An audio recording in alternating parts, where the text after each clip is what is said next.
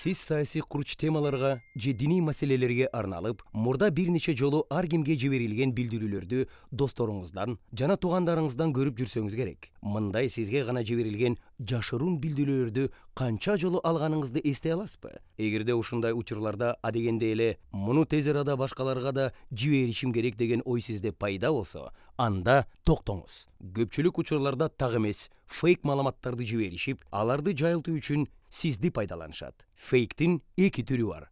Так эмес маалымат, жалган, так эмес, адамдарды адаштырган маалыматтар, дезинформация, жарандарды, социалдык топторду, уюмдарды, же болбосо мамлекетти атайлап алдоо жана зыян келтирүү үчүн чыгарылган жалган маалымат. Дезинформацияга мисал, 5G жаңы технологиясы ден соолукка зыяндуу жана COVID-19 коронавирусун жайылтат. Чындыгында, аталган вирус радиосигнал же мобилдик байланыш сигналдары аркылуу тарабайт. Пандемия 5G тармактары жок жерлерде деле бар.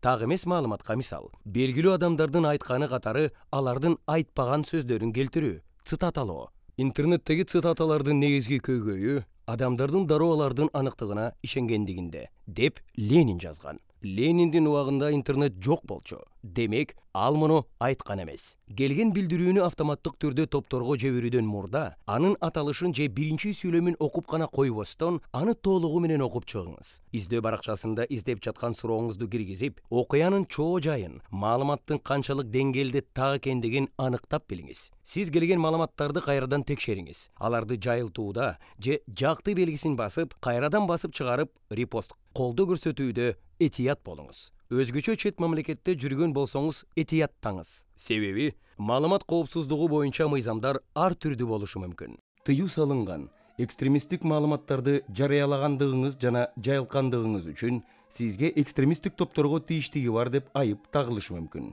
Эсиңизде болсун, мыйзамды билбегендик жоопкерчиликтен бошотпойт. Интернетте коопсуздугуңузду сактоо үчүн жөнөкөй эрежелерди сактаңыз. Сизге жана башка адамдарга зыян келтирбеген текшерилген маалыматтарды гана жарыялаңыз. Кастык тилинен качыңыз. Жеке маалыматтарыңыздын толук аты жөнүңүз, дарегиңиз, телефон номериңиз, паролдоруңуз, туулган күнүңүз жана башкалардын купуялуулугун сактаңыз. Өз баракчаңызда статусуңузду жаңыртканда жеке маалыматтарды билдирбеңиз. Тааныш эмес адамдар менен байланышпаңыз. Ким менен алакалашып жатканыңызды дайыма билишиңиз керек. Коркунучтуу, агрессивдүү билдирүүлөрдү блок коюңуз.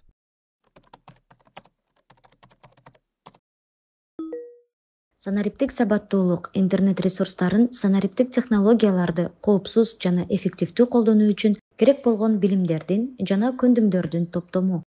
Ал өзүнө төмөндөгүлөрдү камтыйт: санариптик керектөө, санариптик көндүм, санариптик коопсуздук.